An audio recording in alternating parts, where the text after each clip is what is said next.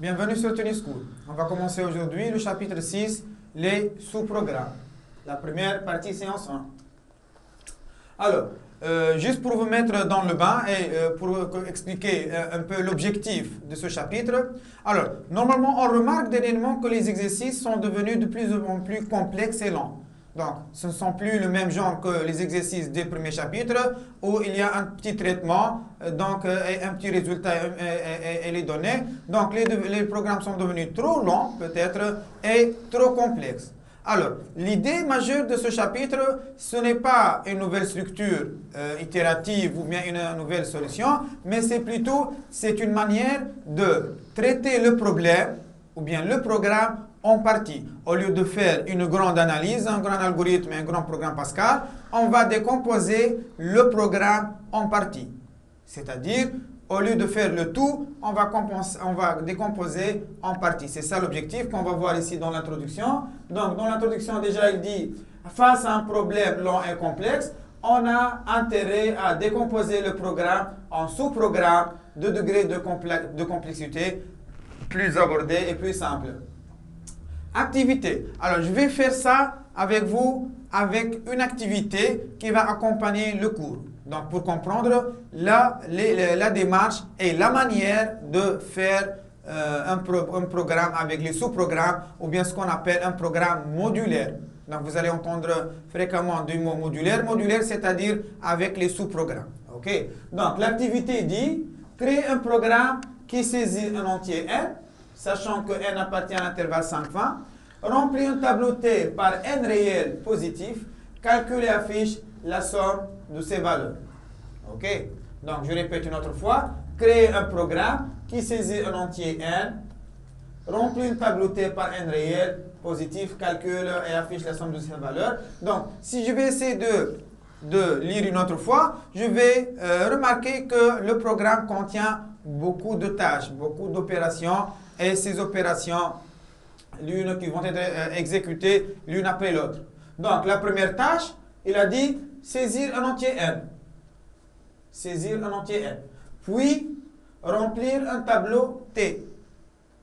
Puis, calculer la somme et, à la fin, afficher la somme.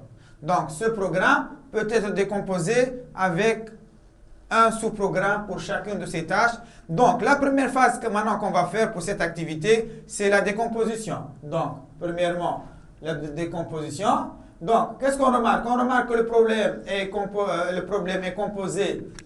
composé des tâches suivantes. Donc, ça, c'est le programme principal, c'est le programme qui va englober le tout, où on va mettre le tout. Et on a le premier sous-programme, c'est pour saisir l'entier n.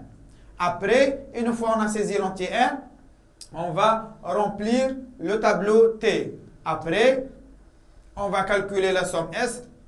Et à la fin, on va afficher le résultat S.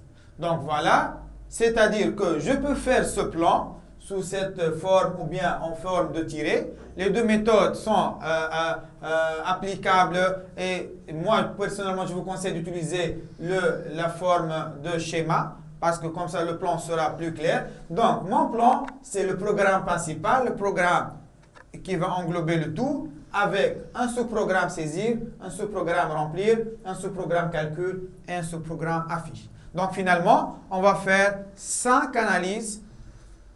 Analyse du PP, analyse de saisir, analyse de remplir, calculer, afficher et 5 algorithmes. OK? Et encore, le programme Pascal sera divisé en 5 parties. On verra après comment ça va être. Alors, après la décomposition, on doit extraire pour chaque sous-programme les entrées-sorties, c'est-à-dire le sous-programme saisir ou remplir ou calculer ou afficher, de quoi il a besoin en entrée et qu'est-ce qu'il va donner en résultat. Donc, pour saisir, je vais saisir n. Donc, le résultat, c'est 1. C'est le résultat du sous-programme. Et si je veux expliquer ça, parce que toujours je trouve quelques conflits et quelques malcompréhensions avec les élèves. Parfois, les élèves me disent, monsieur, mais normalement, le n, il est en entrée parce que c'est introduit par l'utilisateur.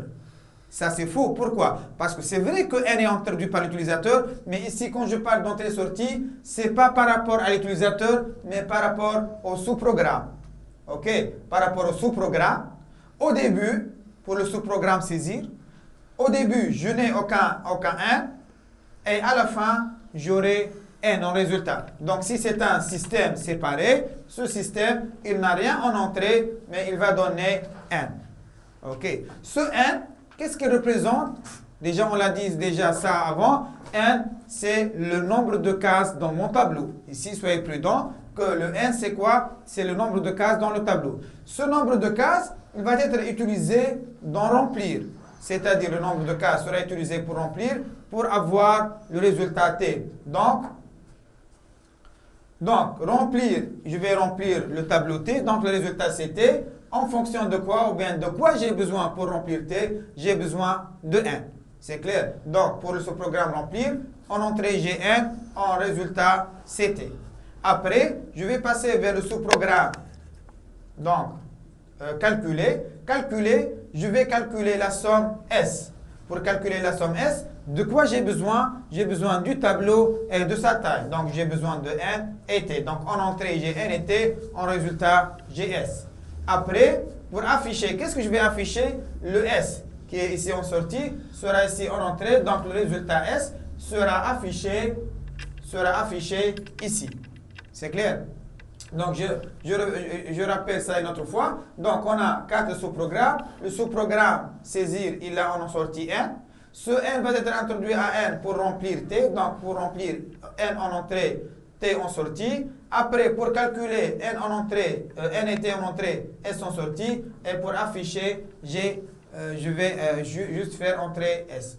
Alors ça, ce schéma, il est très important pour la suite du travail. OK.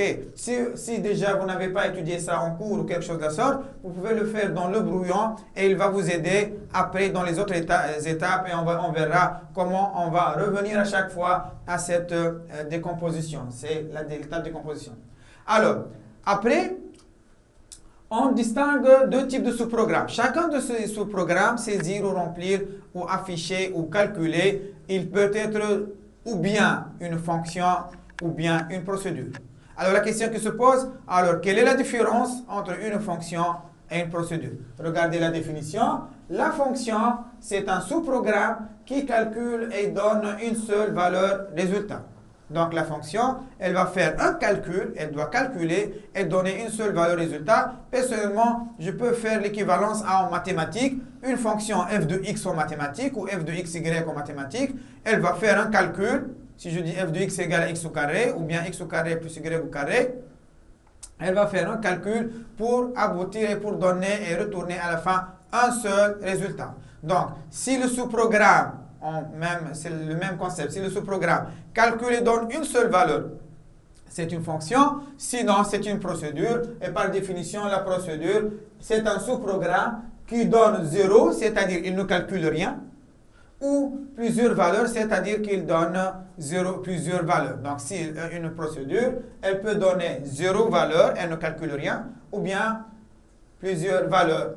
Donc, si on va voir ça avec ma décomposition, donc, si je reviens à saisir, bon, je vais commencer par afficher. Si je reviens à afficher combien de résultats elle me donne. Elle me donne 0 résultat.